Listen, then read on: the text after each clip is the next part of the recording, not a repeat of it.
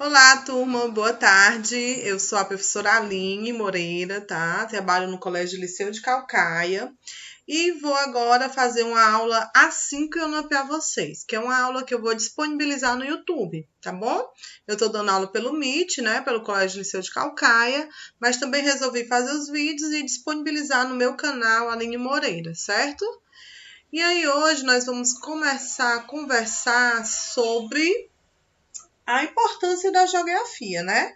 Vocês sabem que a geografia é uma disciplina que trabalha muitos conceitos ligados ao espaço geográfico, esse espaço que é a relação entre o homem e a natureza, em diferentes escalas, né? Escala local, escala nacional, escala regional, escala mundial.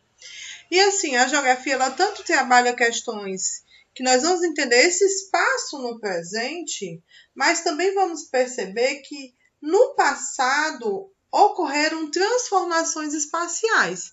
E essas transformações, elas são importantes porque para a gente compreender esse momento atual, sempre vamos estar fazendo uma relação com o que aconteceu no passado, né? Então, vai ajudar a gente a construir essa realidade que nós estamos vivendo, né? Por que estamos vivendo essa realidade, né? Então, muitas vezes é fruto de toda uma construção histórico, espacial, cultural, social, né? Então, a geografia entra nesse aspecto também, né? Precisa de elementos da história para se compreender esse espaço, né? E aí, quando a gente trabalha o segundo ano, a gente vai trabalhar a geografia humana geral, né? E quando a gente trabalha a geografia humana geral, nós vamos entender, o primeiro momento vai ser trabalhar a geopolítica, que é a relação da geografia ligada à política, mas é uma política com relação a questões mundiais, né? Então, nós vamos ver questões diplomáticas, questões entre países. Então, a geopolítica ela vai abranger vários aspectos, né? Que vai ser a relação entre diferentes países, uma relação social, ambiental, política, né? Então, por isso que é importante estarmos atentos ao que acontece nesse momento atual e também compreender o que ocorreu no passado, né? Então, por isso, hoje, o tema da aula de hoje é conceitos e características do sistema feudal e a transição para o capitalismo. Mas, professora, eu vou ver feudalismo? Sim, o modo de produção que antecedeu o capitalismo. E para a gente entender o capitalismo, nós precisamos, né, para a gente compreender o capitalismo, nós precisamos perceber que o capitalismo passou por profundas transformações, né, ao longo do tempo. E que antes mesmo do capitalismo existir, né, já existia um outro modo de produção, uma outra forma de organização histórico-espacial, cultural, né, entre os povos. Por isso que é importante a gente recapitular, revisar o feudalismo, né? Então, por isso que o tema da aula de hoje é conceitos e características do sistema feudal e a transição para o capitalismo. Então, o que foi o feudalismo, gente? O feudalismo foi um modo de produção que existiu na Europa Ocidental, né? Então, esse modo de produção ele ocorreu na Idade Média e ele foi, né, um modo de produção predominante entre os séculos 9 e 11. Né? Então, o feudalismo se constituiu enquanto modo de produção nesse período, do século 9 até o século 11. Ele acabou no século 11? Não, ele foi se descaracterizando, né? E passou a conviver com características do novo modo de produção que seria o capitalismo. Né? Então, o feudalismo ele vai se caracterizar por uma economia natural, de base agrária. Olha como é interessante, né? Então, o que tinha valor no feudalismo era a terra, né? Era o sistema agrário, era o sistema natural. Pelas relações servis de produção, um trabalho servil, um trabalho de subserviência, né? Era um trabalho de obediência, que não era um trabalho escravo, mas era um trabalho de de obediência, né? Era um trabalho em que havia vamos dizer, uma relação de obrigação, tá? Entre o senhor feudal e os servos, né? Então, pelas relações, tá? Depois eu corrijo aqui, de obrigação entre as pessoas e pela descentralização do poder político. Então, o que é que isso quer dizer? Que no feudalismo, o poder estava descentralizado. Quando é que o poder está descentralizado? É quando ele não está na mão de uma única pessoa, né? O feudalismo, ele é caracterizado pela descentralização do poder político porque existiam várias pessoas que tinham poder. Quem eram essas pessoas? Eram os senhores feudais, né? Então, os senhores feudais, eles detinham a posse das terras, né? E tinham uma relação aí com o seu servo, né? O servo tinha uma relação de obrigação, subserviência, né? Poderiam viver nas terras dos senhores feudais, né? Mas, em troca, tinham toda uma relação de obrigação, certo? Então, outra coisa interessante é que o feudo, ele era autossuficiente. Ou seja, o feudalismo, ele produzia tudo o que necessitavam, né? Então, nesse período, nesse momento da Idade Média, do século IX até o século XI, o comércio, ele não tinha, vamos dizer assim, ele não assumia uma grande importância, né? Por quê? Porque tudo se produzia dentro do feudo. Então, o feudo, ele era autossuficiente e não havia necessidade de produzir excedente, de ter sobra. Isso é o excedente que ia favorecer o comércio, mas nesse período não havia essa necessidade, né? Então, nesse momento, principalmente no auge aqui do feudalismo, né, nesse momento, o feudo, ele era autossuficiente. Então, ele, né, basicamente, dentro do feudo, os servos, né, produziam tudo o que necessitavam. Então, não havia necessidade de troca, de expansão do comércio, né? Então, foi um momento que o comércio ficou estagnado, certo? Aí a gente tem aqui, né, uma imagem, tá, do feudalismo, né, desse modo de produção, de base agrária, natural, onde a terra que tem valor, né? E aí os senhores feudais seriam dono dessas terras e os servos, né? Havia cidade, mas a cidade tinha mais uma função de proteção, com construção de muralhas, né? Função religiosa, cobrado de impostos, mas não tinha uma função econômica, tá? Por isso que o que tinha sentido aqui, o que tinha valor era o espaço rural, o meio rural, né? Então, o feudalismo realmente era um modo de produção que tinha como característica um sistema natural de base agrária, certo? Mas a partir do século XI, aqui a gente ainda tem outra imagem, né? Terras para o plantio, bosque, né? Moradia dos servos, terras, castelo, né? Então, são imagens aí da Europa na época da Idade Média, né? E o feudalismo era o modo de produção dominante. E aí, pessoal, mudanças a partir do século XI começam a acontecer, né? Que mudanças são essas? Que vai caracterizar com a fragmentação do feudalismo, né? Uma descaracterização. Então, a primeira coisa que acontece vai ser o crescimento populacional europeu. Então, a população da Europa começa a aumentar, né? A população do feudo A, do feudo B, né? Então, a população começa a crescer. Com esse crescimento europeu, essa população aumentando, ao mesmo tempo, vão se descobrir novas técnicas agrícolas de produção, né? Então, começa aí o desenvolvimento de técnicas, onde vai aumentar o cultivo de determinados produtos, né? Então, aumenta a plantação de arroz, né? Aumenta a plantação de milho. E o que acontece? Nesse momento, vão existir feudos que, devido ao crescimento da população, vão precisar de mercadorias. E outros feudos que vão produzir excedente, que vão produzir sobrando, né? Então, a partir daí, onde um feudo tinha sobrando, o outro feudo estava faltando, isso favoreceu o quê? As trocas comerciais, né? Quando eu troco uma mercadoria por outra, eu chamo de quê? De escambo, né?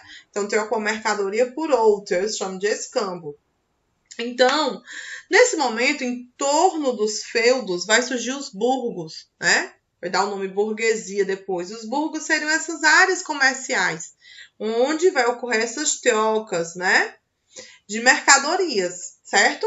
E nesse momento, em torno dos feudos, vai ter a expansão do comércio, a expansão do meio urbano, né? Então, eu chamo aí a renascimento. Por que renascimento? Porque já existia comércio antes, né? Já existiu cidade antes. Sempre existiu cidade, desde a antiguidade. Não existia o fenômeno urbano, que é quando o número de pessoas que vivem na cidade é maior do que o que vive no campo, né? Mas a cidade existiu, ela só não era o principal espaço, né? Ela não tinha função aí econômica, né? Mais importante, ela vai assumir com o capitalismo. Então, esse fim do feudalismo e esse surgimento do capitalismo, ele é marcado justamente por isso, né? O renascimento comercial e urbano, né? Então, essas características são características fundamentais para a gente compreender esse fim, né, do feudalismo e o surgimento do capitalismo como modo de produção, tá? E aí eu trouxe aqui o conceito de capitalismo, né? O conceito que para muitos estudiosos o capitalismo realmente ele só se consolida a partir do século XVIII, quando nós temos aí a Revolução Industrial, o trabalho assalariado. Porque quando eu falo do feudalismo, o modo de produção dele, quando eu falo da relação de trabalho, é servil. O capitalismo, ele se consolida no industrial com o modo de produção com um trabalho assalariado, certo? Então, por isso que para muitos, né, o capitalismo realmente, propriamente dito, com todas as suas características, só se fundamenta no capitalismo industrial, tá? Mas ele vai surgindo bem antes, né? Então, só a gente trabalhando aqui o conceito, né? Essa origem desse modo de produção. Então, é um sistema de produção que se caracteriza pelas relações assalariadas de trabalho, né? E a gente vai ver que existem outras formas, né? O trabalho escravo, aí a escravidão moderna, a escravidão por dívida, né? Mas a base do modo de produção capitalista é o trabalho assalariado, certo? A verdadeira base do sistema foi uma produção voltada para mercados, né? O comércio, o que tem valor no capitalismo, certo?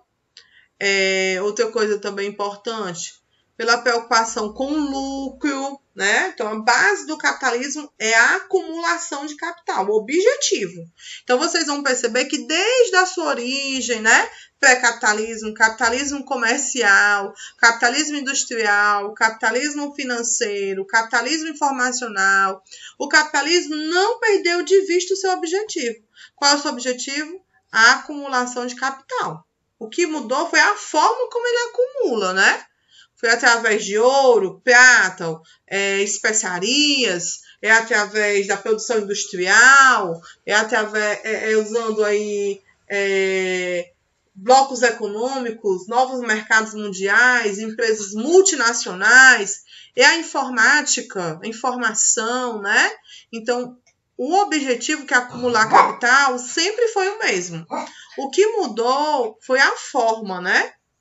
Como se acumula, tá? Então, o capitalismo ele vai sofrendo aí grandes transformações, né? Mas ele não perde de vista o seu objetivo, que é a acumulação de capital. Então, a gente tem aqui, ó, pelas relações monetárias, pela livre iniciativa e concorrência, pela existência de grandes empresas, né? Então, isso tudo vai dar significado ao que seria esse modo de produção capitalista, né? Então, seria isso aí, esse modo de produção capitalista, certo? E aí eu trouxe uma imagem, né, que lembra bem aí o capitalismo.